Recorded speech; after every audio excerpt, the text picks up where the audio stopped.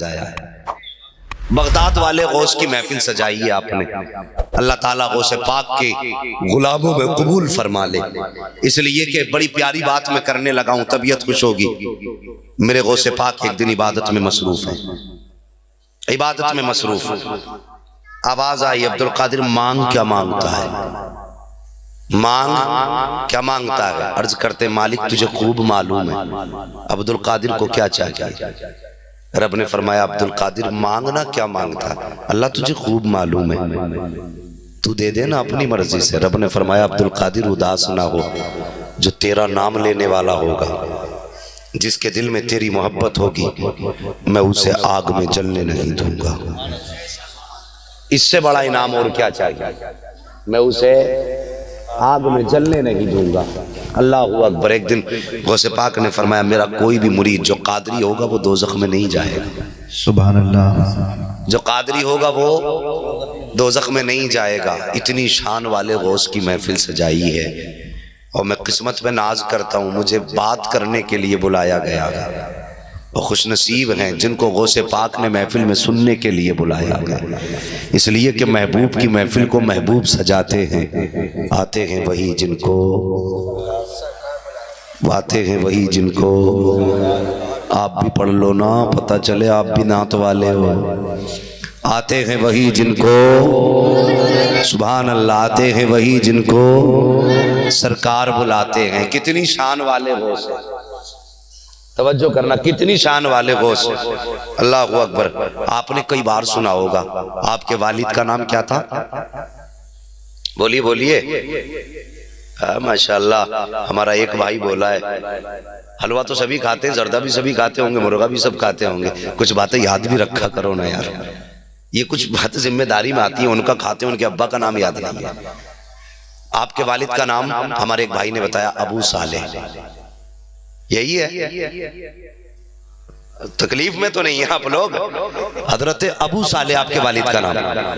امی کا نام؟ امی کا نام فاطمہ ام الخیر۔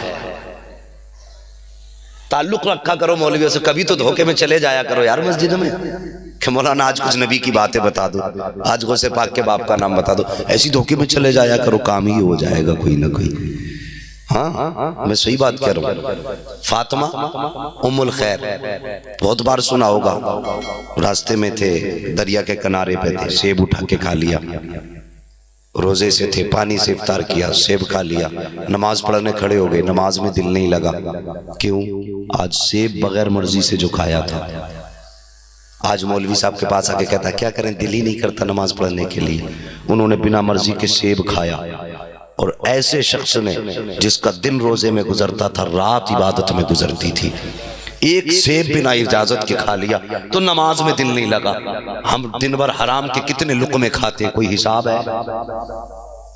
ہے کوئی حساب؟ دکانداری اپنی ہم دیکھیں کتنا حلال کماتے ہیں، اگر ہمارے کپڑے کا شاپ ہے نا، اس میں اتنی لائٹیں لگا دی کہ خریدنے والا اندھا ہو جائے۔ گھٹیا مال بھی ہے تو ایک نمبر کا لگتا ہے، یہ بات ہنسنے کی نہیں ہے، یہ ہمارا قوم کا معاملہ ہے۔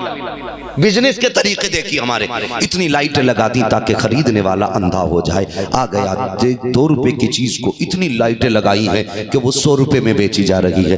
دکان سے باہر لے جانے کی اجازت نہیں، اس لیے کہ راز کھل جائے گا۔ باہر حاجی صاحب نے لکھ دیا کہ بکا ہوا مال واپس نہیں ہوگا۔ معلوم ہے نا گھر جا کے حقیقت کھلنی ہے، پھر کٹوا کے واپس لائے گا تو واپس کیسے کروں گا، میری دکانداری بیٹھ جائے گی۔ باہر لکھ دیا کہ صاحب یہ بکا ہوا مال واپس نہیں ہونا ہے، اور لائٹوں میں اندھا کر کے کپڑا بیچا ہے، اور دکان پہ ٹائٹل سے لکھا ہے ھذا من فضل ربی، یہ میرے رب کے فضل سے ہے۔ یار ہم کتنے بے وفا ہیں، کبھی اندازہ لگایا اپنے کاروبار کا؟ ہم لوگوں کو دھوکہ دے کے بیچتے ہیں، کہتے ہیں ہم مسلمان ہیں، آنکھیں پھوڑ کے بیچا کرتے ہیں، کہتے ہیں ہم مسلمان ہیں، لوگوں کو دھوکہ دے کر کے آنکھوں میں ان کے مٹی ڈال کے بیچ رہے ہیں، کہتے ہیں ہم مسلمان ہیں۔ آپ سلمان کا کردار دیکھ، آقا کے غلاموں کا کردار کیا ہے۔ امام اعظم کا کپڑے کا کاروبار ہے، آپ کی دکان تھی کپڑے کی۔ ایک دن اچانک شام کے وقت میں بادل آ گیا، آپ نے دکان بند کی، گھر جانے لگے۔ کسی نے کہا حضرت ابھی تو شام بھی نہیں ہوئی ہے، اتنی جلدی دکان بند کر کے کیوں جا رہے ہیں؟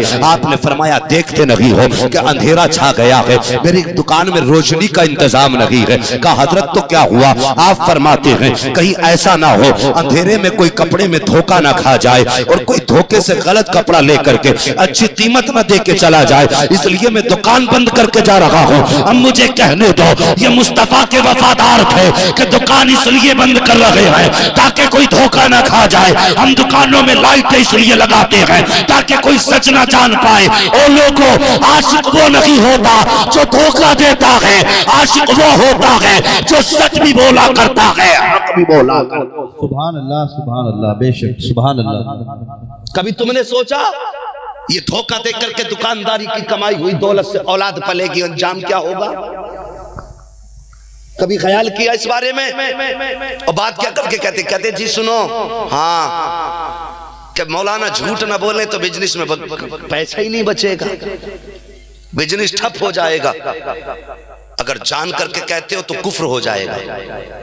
میرے نبی کا فرمان ہے جھوٹ روزی کو ختم کرتا ہے، اور تم کہتے ہو جھوٹ نہ بولے تو روزی نہیں ملے گی۔